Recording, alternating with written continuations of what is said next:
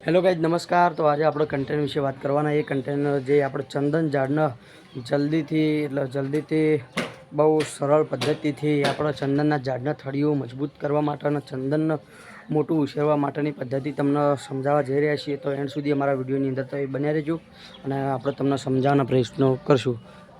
तो पहला तो આપણે તમને ચંદનના ઝાડ વિશે માહિતી આપીએ। તો પહેલું તો તમને બતાવીએ કે ચંદનનું ઝાડ કોને કહેવાય।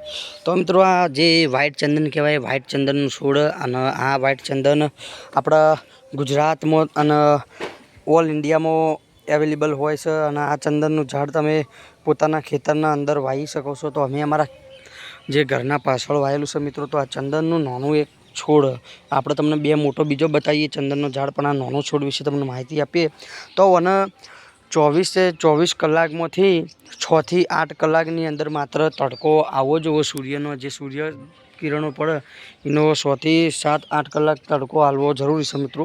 તો આનો તડકો પહેલાં તો મળવો જરૂરી છે। બીજું આપણે જે ઉનાળાની અંદર જે સિંચાઈ પદ્ધતિ કરતા હોય પાણીની, તો 5 થી 6 દિવસ એક પાણી આપવું પડે। એમાંથી પાણી 5 લીટર કે તો 10 લીટર હોવું જરૂરી છે, જેથી કરીને 5-6 દિવસ બાદ તમે પાણી પો તો એનો ભેજ અંદર રહે એ માટે। અને ત્રીજો ઓપ્શન એ છે મિત્રો કે ત્રીજા ઓપ્શનમાં જેમ કે અમે હજી એના બાજુમાં કશું વાવ્યું નથી વાવવાનું, તો ત્રીજા ઓપ્શનમાં આપણે તમને બતાવીએ એક ચંદન જ છે, એનો ડાળખું ભાજી જેલું જુઓ તમને બતાવીએ એમ કોંગ્રેસ।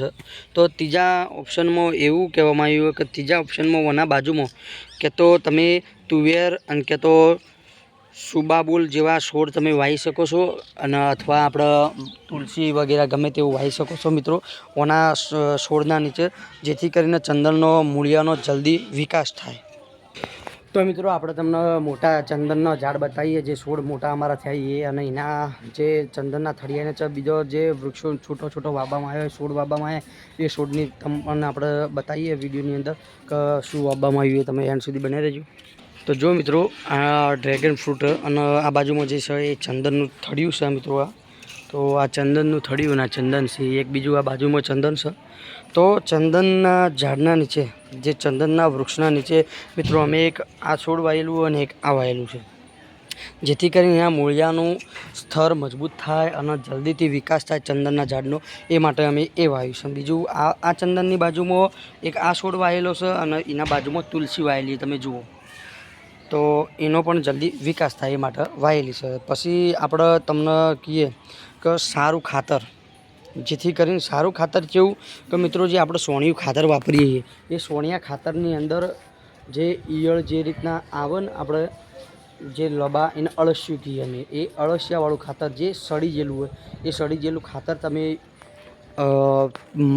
થોડી ઓછી માત્રામાં, વધુ માત્રામાં હોય ને થોડી કેટેગરી માપની હોય એ રીતના તમે ઉપયોગ કરો તો સૌથી સારામાં સારું બેસ્ટ ચંદનનો વિકાસ કરવા માટે, એના મૂળિયા મજબૂત કરવા માટે અને થળિયું પણ મજબૂત થઈ શકે મિત્રો। જુઓ અમારું થળિયું આટલું મજબૂત કેટલું આટલું, અને જો નીચાણ વિસ્તારમાં તમે જુઓ આટલું થળિયું મજબૂત હોય મિત્રો, હાથમાં પણ નહીં રહેતું એટલું થળિયું મોટું છે। હર્ષિલ પકડજી, થળિયું પકડ, બે હાથેથી પકડજે, જેટલું મોટું આપણે દર્શક મિત્રોને જણાવીએ। જો બે હાથથી પકડે હર્ષિલ તો પકડાય એટલું છે મિત્રો।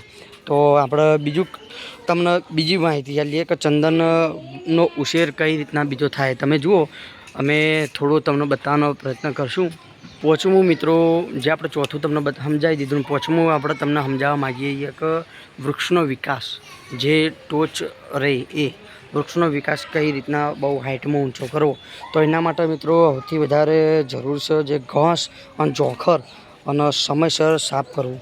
જો હોય ચોય તમને નિંદોમણ નહીં દેખાય, પાછળ આગળના વિડીયોમાં તમને દેખાતું છે નિંદોમણ, એ આપણા નેના ચંદનનું ઝાડનું, અને આ બે મોટો ચંદન એના નીચે કોઈ નિંદોમણ દેખાતું નથી, તો નિંદામણ આપણે સ્પષ્ટ રીતે સાફ કરેલું ચોખ્ખું હોવું જરૂર છે મિત્રો।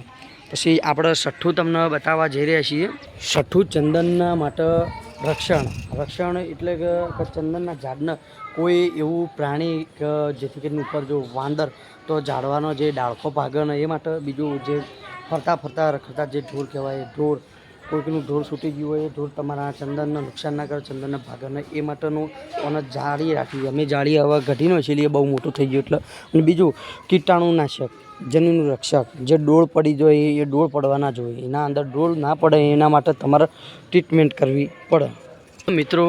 મિત્રો આ ચંદનના ઝડપી વૃદ્ધિ માટે ખાસ ઉપયોગ હતા. તો આ ઉપયોગ તમે પણ અપનાવજો તો ચંદનનો જલ્દીથી વિકાસ થાય, ચંદનનું જલ્દીથી થળિયું જાડું થશે.